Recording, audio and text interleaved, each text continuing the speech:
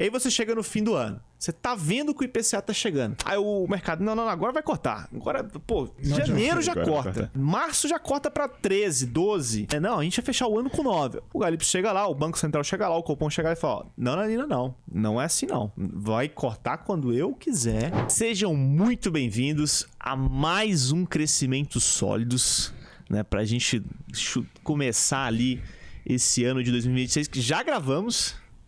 Mas estamos na segunda gravação, falando ali sobre os principais assuntos que moveram. Porque, pô, a gente tá na segunda semana do ano. E já aconteceu tanta coisa que dava pra fazer uma retrospectiva aqui e fechar um ano inteiro, né? Então aqui ao meu lado estão os principais nomes do mercado financeiro goiano. Aqui, e no meu lado aqui tá o nosso analista Eric... Grande Eric, sem adjetivos, sem substantivos. Um bom dia pro público, boa tarde, boa noite, dependendo do horário que vocês estiverem. Boa madrugada. E eu queria já fazer um pedido pro nosso público. Faz lá. Vocês podem ver que a gente começou no McDonald's, foi pro Shake Proteico e agora estamos sem nada. Porque esse ano é diferente, cara. Esse ano é o seguinte, a principal dica nossa hoje, pra quem já quer começar o ano ali com os dois pés na porta, né? Igual os Estados Unidos, né? Igual todo mundo já começou resolvendo todo mundo de problema em janeiro já. Quer emagrecer? Quer perder peso? Não come. Então a gente tá aqui, né, influenciando. A gente não vai comer nada hoje. Se tá caro, não compra. Exatamente. Mas se tá caro, não compra, né? Não? Como já dizia o velho amigo nosso aí. Se tá caro, não compra. Então a gente já tá aqui iniciando. Já a primeira dica. Cara, quer perder peso? Quer secar até o carnaval? Não come nada, né? Dorme com fome. Essa é a dica. Ao lado do nosso querido Eric tá o nosso consultor aqui, o mestre das mímicas, natural de Goiânia, Goiás. Mímica não, mestre das imitações, né? Mímica também. Você é bom de mímica, cara. Você fica assim, não é que você fica assim, ó, fazendo uns gesticulando. Grande Lucas Sena. É isso aí, valeu, galera. Tamo junto, né? É uma apresentação simples do Lucas. E à minha frente aqui, o nosso convidado... Luiz, consultor de investimentos da UVP, grande Luiz, cruzeirense nato, amante do Pedrinho BH, né, consumidor nato dos supermercados BH, né? Aqui fazer uma propaganda para ajudar o cara a pagar o Gerson aí, pagar o Gerson agora, né? Vamos pagar. Não? Vamos pagar. Qual que são as expectativas do Cruzeiro para esse ano? Hoje não é muita não, só ganhar Libertadores do Brasileirão que isso? Libertadores do Brasileirão e Copa do Brasil e tá. Você vê a diferença, né, cara? Eu sou São Paulo e a expectativa é não cair esse ano. Assim, e isso sendo muito alta essa expectativa, porque tá difícil. Matéria no Fantástico derruba time. Vamos começar aqui com a tradição do programa de ler os nossos comentários dos nossos comentantes nos últimos vídeos. No último vídeo a gente tava falando sobre as metas de 2026, né? Lucas Brandão 9614 deixou aí o comentário pra gente. A meta é voltar a ser ao vivo. Isso aí é uma grande meta. É a grande meta. Mas esse programa é ao vivo. Em algum momento. Aí pra você ver. Mas precisamos de vocês. Comente, curtam. Fala que os apresentadores são bonitos, são legais, são charmosos. Falam bem. Faltou a Karen aqui comentando. O 303 Heitor deixou. Maravilha, vocês deviam se apresentar há mais tempo. Acompanho vocês tem tempo e até hoje não decorei os nomes. Então, você é um fã, né? Mas uma hora você vai decorar, né? Aqui. A gente vai iniciar esse processo aqui, mas certeza. O pessoal tava falando bastante nos comentários sobre as metas, né? E tem muita gente falando sobre economia, poupar pra conseguir aportar mais. Acho que é o início, né? Esse mês de janeiro gera esse cash flow aí da galera querendo rever os gastos, fazer maiores economias, impor metas, né? Mas muita gente gostou da abordagem do conteúdo, que foi a gente não colocar metas agressivas demais, né? Foi um vídeo bem bacana, quem não acompanhou, volta lá e assiste, metas para 2026. O elenco tava um pouco mais pesado, né? E teve bastante comentário também falando sobre a galera ser natural. A gente já cortou o Aquaman no meio, isso tem metade do peso. Mas falando em meta, a gente tem um adendo. A inflação brasileira fechou em 2025 dentro da meta. Uau. Pois é, isso é um ponto legal, né? Assim, o Brasil cumprindo ali as suas metas, por mais que... Você vê que o Brasil, ele naturalmente, ele seguiu há muitos anos o que a gente falou no último programa. Não faça metas muito altas, né? E aí, se você fizer, bota uma gordurinha. que no caso 50% só ficou na meta ali porque a gente ficou dentro da banda de alta da inflação, né? Exato. Que veio 4,26%, que é um assunto que a gente também vai falar aqui. Então, esse programa hoje com um sabor especial, na qual a gente vai comentar alguns temas, né? Muito interessantes ali. E eu acho que o primeiro deles, todo mundo já tá acompanhando aí há uma semana. Cansado não, porque toda hora tem um desdobramento interessante, né? Que é a nossa querida Venezuela, que começou o ano de 2026, né? Já tomando 2 pés na porta ali, chegando no helicóptero, levando o presidente pros Estados Unidos, né? Aquela música do Christian Ralph, já ouviu? Tinha um sonho ir pra Nova York. Ele realizou o sonho, ele realizou o sonho. Cara, o pessoal é muito criativo, né? E a gente... não é algo que ninguém não espera, não era não esperado, né? A gente já comentava várias e várias vezes aqui que a questão de uma invasão militar na Venezuela era muito improvável pelo fato de que os americanos não querem isso. Então, a gente vê que os Estados Unidos têm uma série de conflitos, né, de intervenções em governos, em países, né, inimigos norte-americanos. E muitas dessas intervenções no passado, né, levaram a reflexões para a adoção da política externa americana hoje, né? E a principal dela, eu acho que a gente pode relembrar, que foi a invasão dos Estados Unidos ao Iraque, né? Que teve ali uma alegação que comprovadamente foi falsa depois pelo Bush, né? Que o Iraque desenvolvia armamento armas de destruição em massa, armas químicas, não chegava a falar em armas nucleares, porque não tinha nenhum tipo de comprovação, mas o desenvolvimento de armas químicas que depois foi comprovado que não existiam. O governo americano levou em torno de 1 ano ali para dissolver ali a estrutura de poder, o que levou a uma guerra civil que dura décadas e o Iraque hoje se encontra numa situação decadente, né, sofrendo muita influência do Irã ali próximo e de outros grupos civis ali que tentam tomar ali o controle do poder. Então, desde então, essa política de política externa americana mesmo, né, de enfrentamento dos seus inimigos ali, ela tenta adotar o método de não invasão militar, porque ele é muito prejudicial não só para o país em que os Estados Unidos intervêm, mas também para o próprio povo, né, americano. O cidadão americano ali, a população, ela não é favorável a nenhum tipo de invasão mais. Tanto que um dos fatores que, de certo modo, a própria MAGA questionava, né, era um método como o Trump falava abertamente em a gente pode invadir a qualquer momento, a gente pode... Estamos mandando militar lá para a região do Caribe, né? Porque se você, você vai invadir de novo, ninguém quer. Nem os democratas, nem os republicanos querem uma nova invasão, porque isso leva a efeitos gravíssimos, né? Acho que do Iraque foram quase 3 mil soldados americanos mortos, né? Mais de 3 mil ali tiveram problemas sérios de saúde mental e física, né? Então, gente que perdeu o braço, a perna, gente que ficou se questionando ali, teve um sério problema com estresse pós-traumático ali, né? E isso acaba que norteou as próximas decisões de intervenção. Então, a gente vê no ano passado que teve o bombardeio americano às instalações nucleares do Irã, né? A gente teve também ali, anteriormente, no Paquistão, os Estados Unidos acham o Bin Laden, né, no Paquistão ali, e a retirada também de soldados do Afeganistão, né, que foi um outro país que foi invadido sem muito respaldo, né, estavam procurando a Al-Qaeda, mas a Al-Qaeda não estava lá, né, estava se organizando em outros países.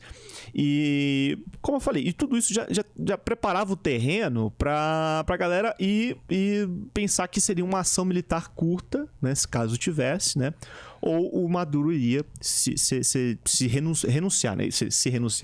Iria renunciar ao poder. E ele estava tentando fazer isso, né? Não sei se vocês chegaram a ver, a Venezuela chegou a mandar algo em torno de 5 anos, 185 toneladas de ouro para a Suíça. Só para vocês terem uma ideia, a colonização espanhola na América do Sul teve uma extração durante 200, 300 anos ali, na casa de 184 milhões de toneladas. O Maduro mandou mais do que isso em 5 anos. Né, para bancos suíços, né? E, bom, Ele tentava preparar o terreno para sair, mas o governo americano não deu muito espaço e foi mais rápido e atuou.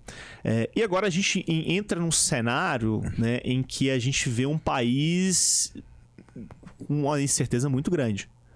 Porque ninguém sabe o que vai ser daqui para frente, como que vai adotar a política venezuelana. A presidente atual da Venezuela, a vice-presidente no caso, ela é considerada uma chavista, mas os americanos falam que já estão negociando com ela, né? A gente viu uma mesa redonda recentemente em que o Trump abertamente conversa com executivos do setor petroleiro americano, né? Para discutir a situação, como que vão orientar. E a gente já pode até olhar possíveis reprecificações no mercado. Então, o que vocês acreditam que daqui para frente, o fato da Venezuela sem o Maduro, mas um pouco mais pró-Ocidente, ou então uma Venezuela um pouco mais flexível, né, em que você consegue discutir assuntos e tudo mais, pode refletir no mercado financeiro, pode refletir na América do Sul e até mesmo para o próprio cidadão da Venezuela. O que vocês acham que pode acontecer daqui para frente, já que a gente está no mar de incertezas e prever alguma coisa é algo que não é recomendável, mas a gente adora fazer isso. Então, sobre a Venezuela, a gente tem uma interrogação muito grande ainda. Apesar da gente ter uma potencial presidente chavista ali, apoiada pelos Estados Unidos, é tendência que o país se flexibilize em relação a atos democráticos, em relação à população, liberdade, enfim. Só que a gente também tem uma tendência do mercado se abrir para os Estados Unidos ou para o mundo de modo geral. Aquela exploração de petróleo que tem ali nas reservas da Venezuela, que ela foi amplamente conhecida ali no século passado por isso, sejam exploradas principalmente por empresas americanas, a Chevron já está na mira, outras empresas maiores também. E aí a gente vê um país um pouco voltado a acordo com os Estados Unidos e uma abertura de mercado ali. Até mesmo para o Brasil é um potencial, porque algumas pessoas já estão olhando ali para o que aconteceu com a Bolsa Venezuelana, que dobrou de tamanho assim que o Maduro foi capturado. E aí fica essa interrogação, mas a expectativa para abertura de mercados e exploração de petróleo, assim como o Oriente Médio faz hoje. Muito cedo, né? Fica um clima muito instável, porque... Primeiro ponto, né? Eu acho estranho essa invasão, né? Deixar claro que os outros países ali têm mínima atuação, né? Chega os Estados Unidos dando uma de polícia do mundo, bate o pé na porta e fica meio que gélida, né? Todo mundo tá vendo, mas fica aquela situação. Vai fazer o quê, né? Então até que ponto isso aí pode gerar um colapso mais agressivo, né? Aconteceu no final de semana, primeiro final de semana, né, da virada do ano. Dia 3. A ressaca do Ano Novo, Maduro já foi... Então, e foi meio assim, parece até premeditada, né? Você fala, porque... obviamente, rolou um plano. Não é simplesmente chegar e invadir. Por que a escolha de uma data assim, de ir acontecer no final de semana, que é quando as notícias menos aparecem, né? O holofote não foi aquela coisa tão absurda. Os mercados estão fechados. Os mercados estão todos fechados. Então, é uma decisão meio estranha.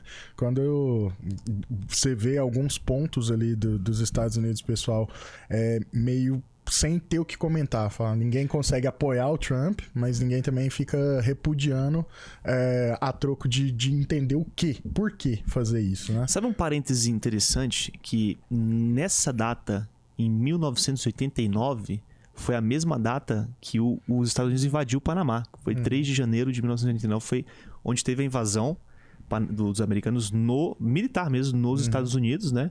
Para fazer a captura do Noriega, que aconteceu 20 dias depois que ele se escondeu numa embaixada. Numa embaixada até religiosa, não me recordo qual foi. Mas é um parênteses muito interessante. Acontece na mesma data, né? No mesmo momento. Virada de ano aí, o pessoal fazendo os cálculos ali das metas. Qual que a gente precisa fazer? Já começou a cumprir nas metas dele aí. Então, é meio estranho porque, obviamente, já ficou mais fácil de entender, né? Acredito que se fosse um ponto um pouco mais distante dos veículos de informação, ficaria mais estranho. Mas já dá pra ver que Trump não é o salvador da pátria, não é o bom moço. Não é o bom moço da Venezuela. Então tem vários conflitos de interesse nessa jogada aí, e é estranho pensar que é fora do continente, né? A gente tá aqui, os latinos-americanos, todo mundo assim, Que legal. E aí, será que eu sou o próximo? O petróleo é meio que daqui, né? Exato. Então, os minérios são daqui. E isso gera um certo desbalanço e uma insegurança política muito grande. Para tomada de decisão, é muito difícil, né? Você analisar enquanto sai um pequeno comunicado ali, né? Para não falar que ninguém reagiu, teve da China, né? Mas que foi uma coisa ali bem, assim... Devolve ele aí. Só pra mostrar que... Tem a gente não gosta, não. A fatídica nota do governo russo, né? Em que fala que condenamos a invasão a territórios estrangeiros, né? Do qual você não tem soberania, mas vírgula, muito importante colocar vírgula, mas entendemos os motivos. Mas entendemos os motivos. É tipo, pra não se envolver com a Nota do confusão. autor. Foi muito Tem que ver a Ucrânia aí também, cara, né? Isso vem muito em linha com que a gente também bateu nessa porta, que apesar de que muita gente achava que a Venezuela é um grande player para os chineses e para os russos, cara, isso é uma dor de cabeça que nem os russos nem os chineses querem. Por quê? Tá no quintal dos Estados Unidos. Pra você ter uma ideia, Caracas é muito próxima daquela cidade Muito perto do estado da Flórida. É muito perto do estado da Flórida, né? É mais próximo você ir de Caracas até o aeroporto da Flórida do que, sei lá, pegar aqui do norte do Brasil ou de alguns países ali da América Central também. É o quintal dos americanos. Então, se eles querem ter o controle ali, né? Ou de certa forma instaurar uma nova doutrina Monroe, como é o que o Trump vem falando, naquela fatídica carta ali que ele escreveu no ano passado, inclusive, com as diretrizes de segurança nacional para o país americano. Os russos não têm o que falar, né? Então, tipo assim, beleza, foi isso que eu falei, né? Vírgula. Entendemos os motivos, mas julgamos, não achamos isso legal, tá? Não, devolve ele aí, como o Lucas falou. Devolve. E os chineses também, porque, querendo ou não, isso dá um pretexto muito grande para os chineses olhar Taiwan com outros olhos. Porque cada um das grandes potências militares e econômicas hoje, né? Que é China e Estados Unidos. A Rússia, apesar de muita gente achar que não é uma potência econômica, é uma potência econômica. Tem muita gente ali. E a Rússia tem os seus pontos de militares interessantes. Que na Rússia é a Ucrânia, Estados Unidos a América do Sul, não só a Venezuela, mas a América do Sul. E a China é Taiwan, né? A consolidação de uma única da grande China, né? Política da grande China. E eu acho que também, nesse sentido, agora voltando só para a Venezuela, tem uma questão muito interessante que é a que eu citei ali. O que mudou com o Maduro? Essa é a pergunta. O que mudou? É difícil porque você tinha regras, né? Boas ou ruins, não vamos entrar nesse mérito, né? Você tinha ali uma economia girando. Aí vem aquela máxima do mercado financeiro, né? Para o mercado financeiro, é melhor uma notícia negativa do que instabilidade. E aí você toma o controle, não tem nada. O cara não sabe qual que vai ser o dia de amanhã. Você viver num país onde a economia tá dessa maneira, voltar aí no militarismo aqui do Brasil, né? Você ter inflação descontrolada, entrar no supermercado e não saber que preço que você vai levar o produto é o mais normal do dia a dia. Então, o que o pessoal deve estar enfrentando por lá é instabilidade econômica geral. Não tem como você fazer plano de nada. Então, até saber quem que vai ser o sucessor real, é só quem tá lá mesmo para passar esse feedback, né? Aí, intervenção de outros países nesse ponto aí, eu acredito que economia de Estado entrar para pegar um negócio que tá andando e indo mal, só piora a situação. Então, até passar essa janela aí é certeza zero. É isso. E também os outros países ao redor, né? Os outros países que estão ali observando tudo, fica pensando, será quando que vai chegar a minha vez dos Estados Unidos invadir nosso território? Todo mundo fica observando. Sabe uma coisa curiosa que... Vamos conferir as matrículas de curso de inglês. Por aí já bota inglês na escola infantil, ensino médio. E o acompanhamento do índice de pizza do Pentágono, né? É importante, é importante. Eu sabia Mas que alguém ia sabe uma citar coisa isso. que é engraçada? Que assim, nunca antes houve uma intervenção direta como essa na América do Sul. Era uma das únicas regiões no mundo em que nunca teve intervenção direta, né? Acho que América do Sul, acho que a Oceania também. Não, a Oceania já teve desenvolvimento da Primeira e Segunda Guerra Mundial. E, querendo ou não, Rússia também, né? Os Estados Unidos chegaram na Rússia de maneira direta, militarmente. Teve a compra do Alasca, mas aí é outra coisa. Mas então, assim, é uma das únicas regiões no mundo que nunca teve uma intervenção direta. Teve intervenções indiretas, né? O Brasil é a prova disso. Financiamento de ditaduras militares no Brasil, Argentina, Chile, entre outros, para consolidação da doutrina norte-americana. Mas esse ponto da incerteza ele é muito importante, porque do dia que teve a captura, muita gente começou a falar, cara, agora o petróleo é para baixo, a Venezuela é americana, vai se dar muito bem com os Estados Unidos e tudo mais.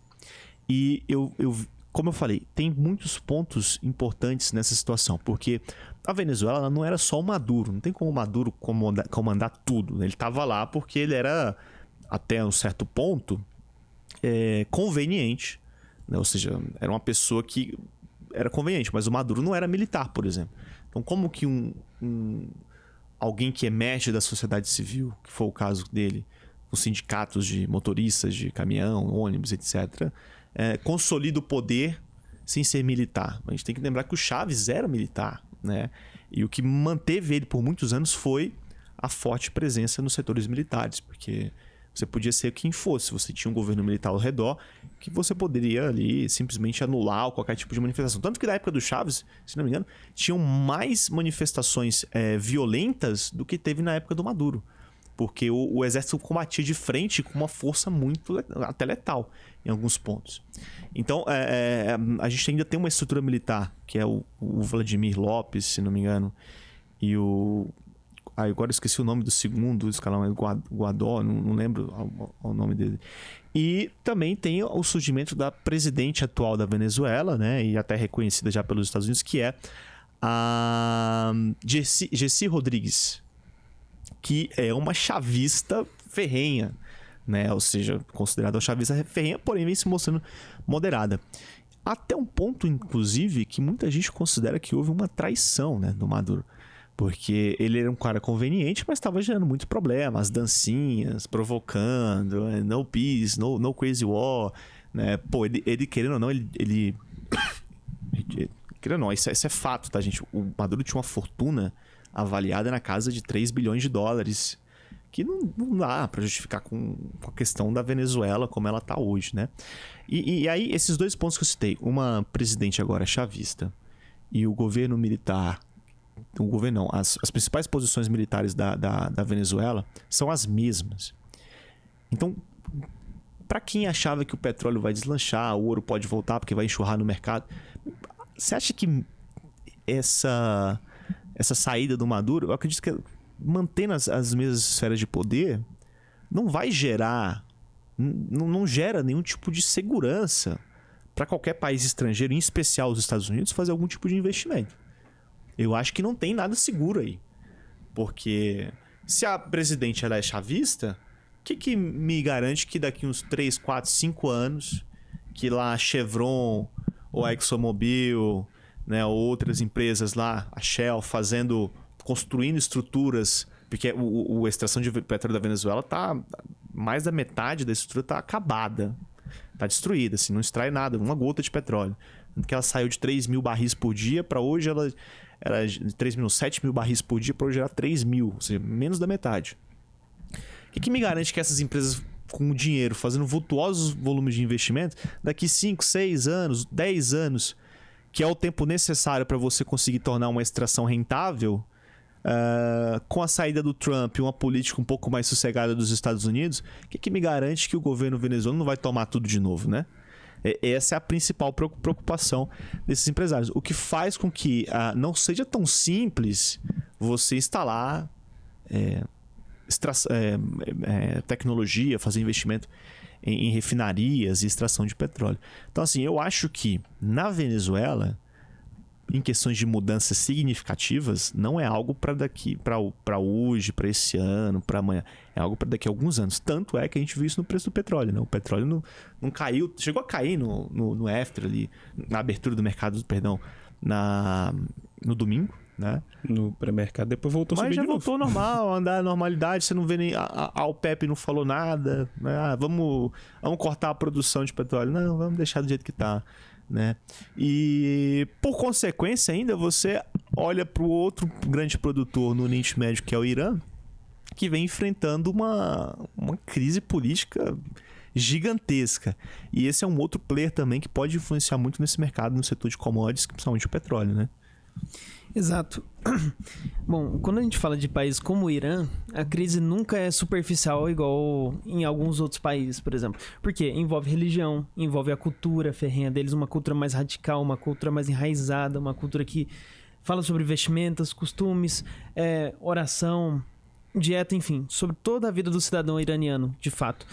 Então, quando a gente tem uma crise sobre se vai se instalar um regime mais radical, voltado a uma religiosidade maior, ou vai manter um Estado, como já se vê, que tem um líder religioso e um líder político, a gente começa a enfrentar um 360 na vida do iraniano como um todo. E, claro, os Estados Unidos está de olho, porque ele gosta de policiar grandes países com recursos naturais, vulgo petróleo. Então... se o carro estiver vazando óleo, toma cuidado. Você toma cuidado, que os Estados Unidos tá de olho. Pegou o Batman. Cara, mas só pra explicar essa situação do Irã, né? O país tá há 14 dias sofrendo protestos populares contra o regime dos ayatolás, né? O início desse protesto começou por conta de problemas em relação ao preço. Vai lembrar que desde o bombardeio ali do Irã, dos americanos nas instalações nucleares iranianas e a afloração do conflito contra Israel no ano passado, começando do ano passado, o Trump impôs muitas sanções a mais aos iranianos, que antes eram retiradas por conta de um acordo de não proliferação nuclear. Então voltaram essas sanções e isso mexe com a economia. Ficou mais difícil negociar, ficou mais difícil ter consumo de bens necessários ali para a produção de alimentos, produção de vestuário, etc. Teve uma inflação na casa de 52% no último mês. Passando a Turquia em inflação. Uma inflação gigantesca. Você teve também a desvalorização do Riage, que é a moeda iraniana. E nesse ponto, você observa que, cara, a economia é o ponto principal, né? Não tem essa... era a religião lá, tinha a polícia dos costumes que fiscalizava as mulheres que andavam de burca e não sei o quê.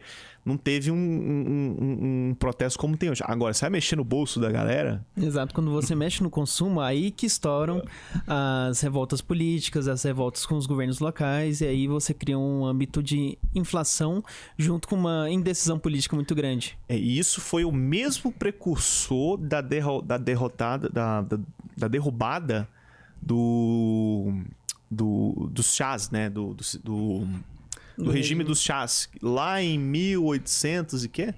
Não lembro. 1970, eu acho. 70 alguma coisa. Eu não sei se vocês já assistiram aquele filme Argo. Exato. Tanto que o Irã, nos anos 70, era muito mais liberal, assim, de fato. As mulheres poderiam se vestir, assim como na sociedade brasileira, não necessitavam da burca, tinham fotos ali de mulheres fumando, que era um costume comum.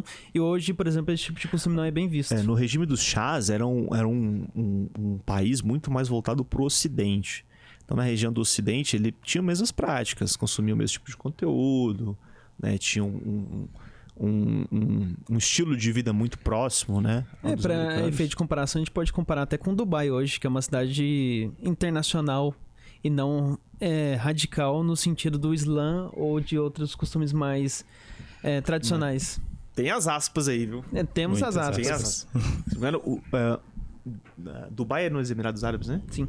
Nos Emirados Árabes, se não me engano, acho que é um dos 3 ou 4 piores lugares para você ser mulher no mundo, né? Porque ainda tem, assim, turista, beleza. Agora, pessoa de lá nacional de lá, cidadão lá, né?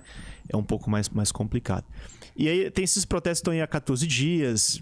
Cortaram a internet, cortaram luz, o pessoal tá indo, tá morrendo gente pra cacete ali. Já foram mais de 500 pessoas por saco, digamos assim, né?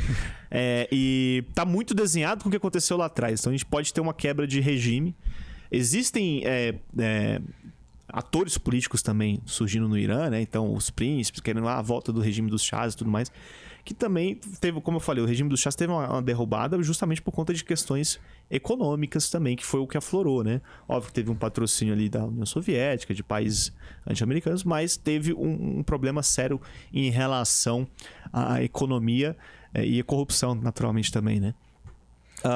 Então tem essa questão que pode voltar um regime mais pró-Estados Unidos. E aí, nesse caso, eu acredito que, de fato, né, pode ser uma espécie de... Se a gente tem um país no Oriente, né, mais pró ou amigável aos americanos, você praticamente fechou todo mundo de importante ali, cara.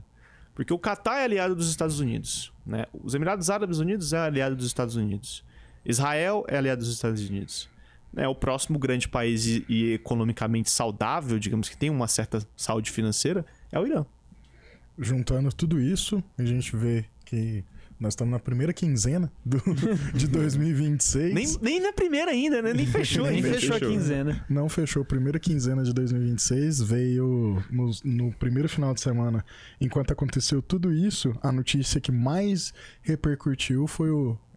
Rogério, sei lá, um menino que ficou perdido na mata aí. Exato. Onde o homem vai pra Vazou o celular do Vorcaro lá, voltando, anulando liquidação do Master, o Trump invadindo a Venezuela o e Irã. o menino perdido na selva.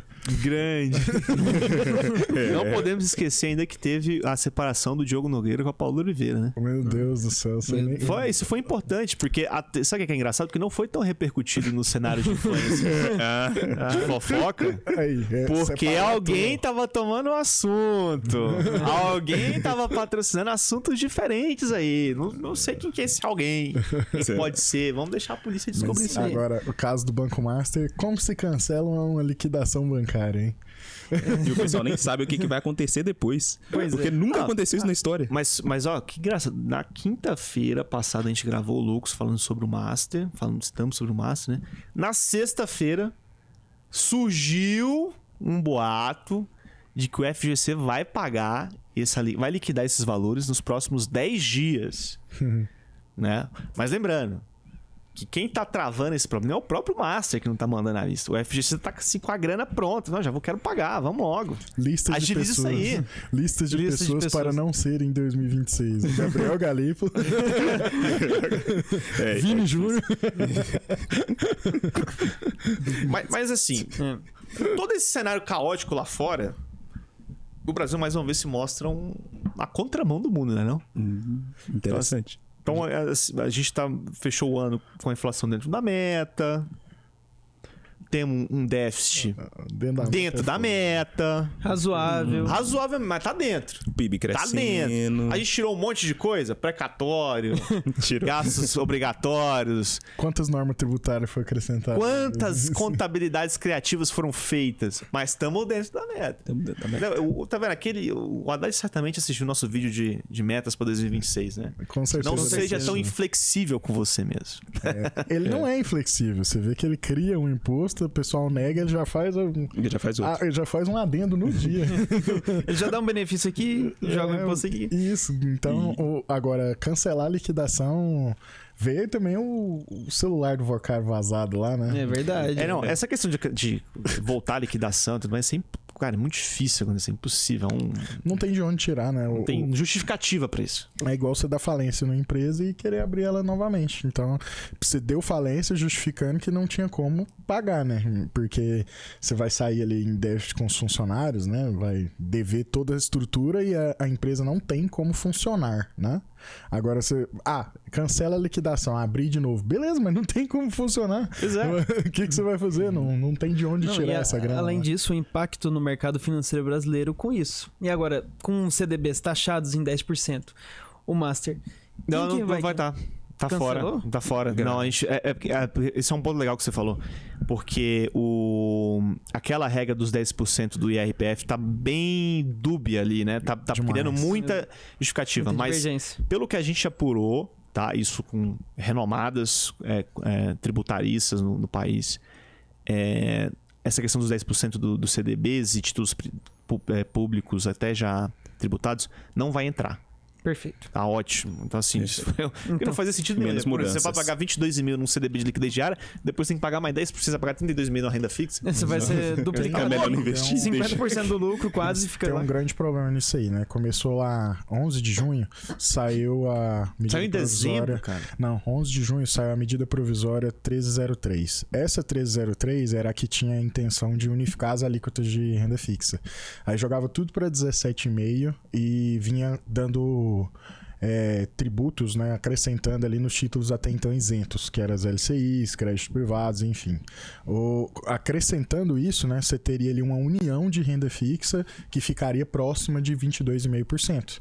Porque você tem 17,5% mais 5% dos que antes não tributados, né, esse acúmulo chegaria ao teto de 22,5% para todos.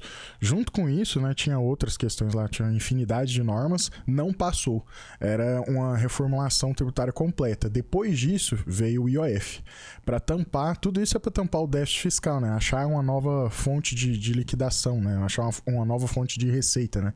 Em cima dos impostos. Quando veio essa segunda parte, que é a 1087 veio colocando no artigo 6 que todo o dividendo pago ali de um CNPJ para um CPF acima de 50 mil reais, ele seria tributado até 10%, que ela é uma alíquota progressiva, né? Ela não começa já em 10%. E o imposto direto retido na fonte. Então, essas informações ficaram meio cruzadas ali, mas a 1303 prescreveu e não passou. Isso em outubro. A 1087 tinha a intenção de atingir ali o cálculo proximal de 141 mil CPFs, né? Que foi o que eles falaram, para tampar essa nova tributação aí da isenção de até 5 mil. O problema, no artigo 16A, fala que global nos lucros, o que exceder os 600 mil anual, ele também vai ser incidido. Por quê? Qual que é o problema? Se você faz a declaração em janeiro e você distribuiu 60 mil, você já ficou com 10 mil retido na fonte. Mesmo que você faça a distribuição em fevereiro e dê 40 mil, que você poderia fazer essa descarga dos outros 10 mil, você vai ter que esperar até o outro ano para restituição. Então, para isso não acontecer, eles fecharam a alíquota global e um teto de 1.200.000 no artigo 16, que aí você é incidido sobre os 10%. O grande problema de estudo é que tem, no meio de estudo, na 1087, fala sobre as rendas já tributadas. Não é cumulativo até o limite de 10%. Uma empresa de lucro presumido, lucro real, que já tem uma carga tributária maior do que essa de 10%, passaria como isenta. Então, para ativos de bolsa, não tem como se tributar, porque todos pagam, na teoria, né, mais do que os 10%, e você ainda está retido na fonte. O imposto de renda fixa, ele não seria mais retido na fonte pela 1303. Você teria a oportunidade de pagar no final, que era a mesclagem de títulos e classes e tudo mais. Lançaram duas medidas tributárias com as mesmas intenções, uma não passou e a outra passou. E aqui passou, tem discordâncias ali do artigo 6 até o 16. Então, ficou... Cara, Escreveram tudo errado. Bagunça. Escreveram tudo errado. Foi o GPT. O GPT já não sabe. Mas, cara, tá complicado. Não, e assim, fizeram de um jeito, cara, que não tem pra onde correr, meu parceiro. Não tem. Não. Eu conversei com um cara do mercado e pensei, e aí, o que vocês estão fazendo? Ele, irmão, não tem pra onde correr. Não tem Vamos o que ter que pagar. Sem contar No a máximo... galera adotando a ideia de holding, né? Como a salvadora da pátria aí, né? Holding tá caindo em falácia aí, né? Porque o que tem de advogado e tributarista abrindo holding... A torta é direita. Exato. Offshore. Abriu offshore pra $50 mil, $100 mil, cara. Eu quero blindar o meu patrimônio. Vou dar saída E acaba fiscal pro gastando muito Paraguai. dinheiro. Acaba gastando muito dinheiro com É isso tudo. importante, mas você tem que ter um desenho que se isso vale a pena ou não pra você, tá? Porque é uma seara um pouco mais complexa. O engraçado é que a maioria das vezes, né, a gente tende a atribular valores. E não é sempre sobre os valores que você tem. A estrutura, ela diz muito mais sobre o contexto da necessidade. Depende muito. Tudo depende, né? Infelizmente, tudo depende. O grande problema é que, mesmo considerando uma holding, né, se você faz uma camada de holding, você tem nesse mesmo artigo, lá até o artigo 18, fala que o grupo societário será enquadrado como um único CNPJ. Então, você tem um monte de CNPJs pagando para uma pessoa física, eles vão ser considerados um CNPJ só fazendo a distribuição. Loucura. Então, você vai ser tributado da mesma maneira. Lucão, você vai ter que fazer meu imposto de renda, mano. Cara, Tem jeito. tá na fila aí. Eu vou... Mas tirando esses papos assim mais complicados do Brasil, apesar de a gente tá se sobressaindo frente ao mundo inteiro. E aí especula em bolsa em alta, os juros estão se mantendo ali. Vocês acham que com essa inflação, o que você acha disso que você tava lendo aí mais cedo? Você acha que a inflação aí, o Banco Central vai olhar e falar assim, agora eu posso cortar? É o esperado. Não? É o esperado pela maior parte dos investidores. Esperado é certeza, né? É o esperado. No Brasil, nada pode ser certeza 100%. Nem o passado. Então, nem o passado é certeiro. E também, né, o pessoal do mercado também tem que fazer uma desculpa pública ali pro Boletim Focus, né? Que todo mundo fala que ele quase nunca acerta, mas dessa vez ele acertou que a inflação convergiu dentro da meta, né? Em dezembro. Eles acertaram. Eu vou acertar pro seu que eu vou almoçar amanhã, mas eu vou te responder meio-dia 59. Eles acertaram. Então a expectativa é para que a inflação, se nada acontecer de muito alarmante no mercado, que a inflação continue sob controle, e também eles comecem a fazer os cortes dentro da taxa Selic, né? O Copom já prepara-se para isso, segundo as expectativas do mercado, é que a taxa Selic pelo menos chegue em cerca de 12% por ali. Até o fim do ano. Até o final do ano. Mas aí eu vou fazer um ponto. Você tá acreditando no Boletim Focus agora? Agora ele acreditou no Focus. Agora você acredita no Eu dei o Focus. crédito para ele pelo dezembro. Ele acreditou Mas vamos pôr alguns pontos nessa situação. Na última reunião do Copom, o tom da ata foi bem firme. Falou assim, ó, não vou cortar. Não é, vocês estão falando que eu vou cortar? Não vou. A taxa Selic é minha, eu faço o que eu quiser. Exatamente. Nesse ponto. E eu vejo isso como um ponto positivo, tá? Porque desde a época do Roberto Campos Neto, até um pouco antes do Roberto Campos Neto, acho que foi o William Goldfund, que foi antes do RCN, o presidente do Banco Central,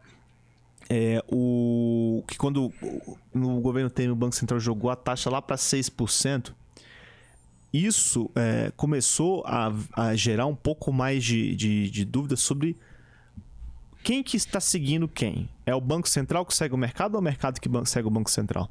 Porque na teoria econômica, o melhor dos mundos é que o mercado siga o Banco Central. Então, se o Banco Central fala que a inflação vai estar dentro da meta, o mercado tem que acreditar nisso. Porque, querendo ou não, isso é um ato de fé. Você precificar seu produto, você jogar uma expectativa, é uma fé na instituição. Se você tem fé que a instituição vai conseguir resolver o problema, ela é séria a ponto disso, você vai precificar dentro do que a instituição sugere. E até porque, se vocês já perceberam isso, mas a inflação é autorrealizável. Se todo mundo joga para 5%, ela vai ser 5% ou próximo de 5%. Né? Se todo mundo joga para menos, ela vai ser menos ou próximo do valor esperado. Uhum. Então, o mercado estava tomando conta dessas expectativas que, querendo ou não, se tornavam autorrealizáveis ou então se distorciam demais. Tanto que em todas as atas do Copom, de pegar desde quando o Galípolo entrou, antes disso um pouco, tudo que o Banco Central falava a inflação precisa, as expectativas de inflação precisam convergir para a meta. Não é a inflação precisa convergir para a meta. As expectativas têm que convergir para a meta. E aí você chega no fim do ano. Você tá vendo que o IPCA tá chegando. Aí o mercado, não, agora vai cortar. Agora, janeiro já corta. Março já corta para 13, 12. Né? Não, a gente vai fechar o ano com 9. O Galípolo chega lá, o Banco Central chega lá, o Copom chega lá e fala, não. Não é assim, não. Vai cortar quando eu quiser e quando eu ver que isso vai acontecer. E vocês têm que confiar em mim. É isso que eu tô vendo. Isso. Muita gente tá falando assim, o Copom já tá abandonando a ideia de que vai cortar juros por agora, né? Tanto que a gente deve trabalhar com a Selic mais alta por um tempo até o Banco Central definir. Então fica mais incerto você prever isso. Até um ponto em que ele vai dar os indícios e a gente vai ter que seguir isso. O grande problema, né? Quando você chega a olhar essa tríade ali, né? Que acabam sendo 3 fatores. Você tem a inflação e a Selic. Mas no meio desse caminho, você tem ali a inflação implícita, né? Que é muito escondido. Não tem um cálculo que você vai chegar no final ali e falar assim, a inflação precisa estar em tal patamar para a gente ter um corte de Selic. Essa matemática não é exata, né? Ela é social. Então, é muito difícil de você fazer essa precificação a ferro e fogo ali, principalmente quando você alonga esse prazo. Isso. Quando você chega num patamar de 2 anos, você já não tem uma precisão. A leitura da curva de juros, né, ela estando côncava, convexa ali, você observando a tendência de para onde ela pode seguir, ela é um fator importante. Mas quando o Banco Central tem a oportunidade de fazer um corte, a gente precisa entender a que patamar que está essa inflação. A gente falar em corte de inflação enquanto uma Selic de 15% sustentada aí ao longo desse período todo, ainda tem uma inflação de 7%, para 2 anos, para 4 anos. Para 4 anos, a curva de inflação está inflexível. Você está observando ali que ninguém está acreditando. E esse é o patamar, o que o Alan falou, né? A gente precisa da crença de que essa inflação futura realmente foi consolidada. Porque não adianta você descer os juros agora, falando num ponto ali, né? Trazendo a teoria da conspiração. Você realiza um corte abrupto agora de Selic, dá um baita corte ali, a marcação ao mercado, do dinheiro que volta pro mercado de uma vez. A liquidez, a liquidez absurda que você vai ter dentro de mercado, começa a disparar os preços, o que vai acontecer? A inflação sobe. Então, um pensamento muito simples, se qualquer um que tenha um conhecimento mínimo de economia sabe disso, os caras do Banco Central não estão sabendo, eu espero que estejam. Então, no mínimo. Eu tenho um fé que sim. Então, é meio que impossível você desejar ali, né, um corte abrupto para agora, enquanto a inflação não corresponde. Quando essa inflação futura estiver um pouco mais branda, estiver descendo, estiver em downgrade real ali, aí a gente pode mensurar, né, que vai acontecer algo relativo a corte, mas não tem um problema real em você ficar com juros altos desde que esteja controlado. O problema da inflação com a Selic é o descontrole. Se uma não conversa com a outra, você tem instabilidade de preços, porque no meio desse patamar ali, assim como você tem inflação implícita, você também tem os juros real, e tem gente ganhando dinheiro enquanto isso. Tá? É possível você continuar ali, as empresas estão abertas, estão cientes dos juros. Se você estabiliza os juros, é muito mais fácil para uma empresa dela trabalhar com juros altos do que você trazer uma instabilidade. Isso é verdade. E tem um ponto só um segundo, pra gente relembrar também que o principal vilão da inflação no ano passado foi o supermercado e a conta de energia. Qual a conta de energia em primeiro lugar? Vamos queimar os donos de supermercado. Calma, não é pra tanto. Em 2026, o Banco Central ele não pode se dar o luxo de pegar uma inflação voltando a aumentar, fugindo da meta, porque tá bem próximo. 4,5, que é o máximo da meta, que a gente tem ali a margem de erro, tá em 4,26. Então, pra gente conseguir fugir disso é muito fácil. E com o carnaval chegando, no impacto que ele tem no Brasil, o varejo é bem impactado com isso. Então, pro supermercado... Do nada o Eric vem com o carnaval chegando. Mas tem um ponto... O cara tá esperando o carnaval. O brasileiro... O país inteiro literalmente pra se voltar ao varejo. O consumo de bebidas e de carne, principalmente. Achei que você ia falar que para pro carnaval. Também justamente por causa do carnaval. E aí, a gente tem um consumo muito grande nessas áreas que foram os vilões do ano passado. Então o Banco Central não tem uma margem de erro tão pequena que ele nem pode se dar o luxo de abaixar a guarda nesse primeiro momento. Ele tem que esperar, por exemplo, até o começo de março para estabilizar o país, porque o Brasil também só funciona depois do carnaval. E por falar em carnaval, onde você vai passar o carnaval? Eu provavelmente vou passar em São Paulo, interior de São Paulo. Isso aí. Que isso, vamos vai fazer um retiro. Interior de São Paulo. Cidade. Guararapes. Já fica lá pro Summit, já. já fica lá pro Summit, já vai estar lá. Mas, agora voltando assim, você citou a questão do juros real, né? E é engraçado isso, que o juros real, por exemplo, já era pra estar caindo. Mas por que não tá caindo? Porque, apesar da curva de juros cair, a inflação implícita também tá caindo. E isso é muito legal, porque a gente tem a expectativa de que o Banco Central, mantendo a sua postura mais firme, mais rígida, não tendo ataques que descredibilizem o Banco Central, isso promove um ambiente de negócio muito mais rentável e seguro para o país. Então a gente deve trabalhar com cenários, passando agora essa onda inflacionária, corrigindo esses juros mais longos, a gente tendo uma inflação um pouco menor e menos aquecida esse ano, a gente pode trabalhar com um cenário de uma inflação estável para os próximos, sei lá, 10, 15 anos. As políticas adotadas de hoje, elas podem gerar frutos futuros, tanto bons quanto ruins, né? E em questão de frutos bons, digamos assim, também a gente tem, por fim, o acordo no Mercosul, né? Que, cara, foi firmado agora, né? Vamos esperar aí os carros da Renault um pouquinho mais baratos, comprar um Peugeotzinho no precinho, né? Não? Quid menos 70 mil. O Quid estava muito caro. Agora... A volta do Gol. A volta do Gol, né? Exatamente. Mas é um acordo que já tava há anos ali, gerou até problema lá fora, né? 25 Protestos anos. na França e tal. E agora eu acho que vai terminar de acabar a França ali, porque tá tudo arrebentado no que vai. Agora, pra eles, ficou mais fácil de comprar carne e soja brasileira, né? Então, isso deve dar uma ajudada no país, mas Eu em quero um que o grau Mbappé quase se- irrelevante. E o euro até deu uma quedinha. Se Deus quiser, ele vai continuar caindo, que eu preciso comprar euro esse ano. Tem alguém querendo fazer viagem Então, assim, internacional. tá 6,23. Tava 6,50 semana passada. Semana retrasada. Tá 6,23. Se continuar valendo. assim, né? Vai ser uma Dá, boa. já E é um fica bom negócio pra você investir na Europa, porque fica mais barato você comprar também, né? É uma alternativa legal. Uhum. Mas pra você que quer ter esses insights, quer entender um pouco sobre essa dinâmica, o que isso impacta nos meus investimentos, como é que eu construo uma carteira que o Trump pode invadir quem que ele quiser, tomar quem que ele quiser, pegar quem ele quiser, que não vai fazer diferença nenhuma no meu patrimônio, nem nos meus objetivos.